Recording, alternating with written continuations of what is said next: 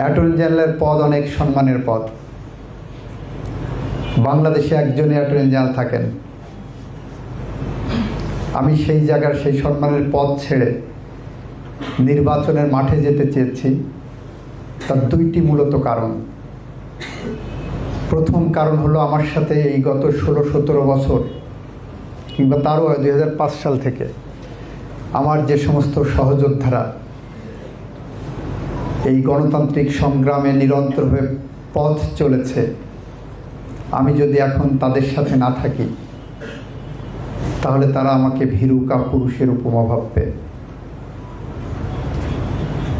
এটা হলো প্রথম কারণ। দ্বিতীয় কারণ হলো, আমার টাকার প্রতি মোহ কম আগাগোড়াই।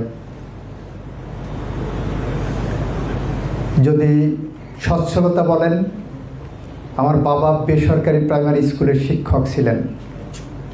সেখান থেকে বাংলাদেশের অ্যাটর্নি জেনারেল হয়ে যতটুকু মানুষের সচ্ছলতা প্রয়োজন, আল্লাহ আমাকে অতটুকু তৌফিক দিয়েছেন।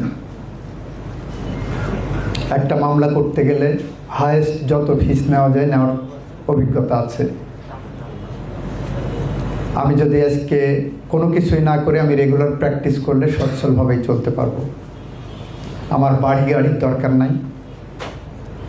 আমার 2টা মেয়ে, তারা পড়ালেখা করে মানুষ হলে সেটাই আমার জন্য যথেষ্ট। আমি টাকা ইনকামের জন্য এমপি হতে যাইনি।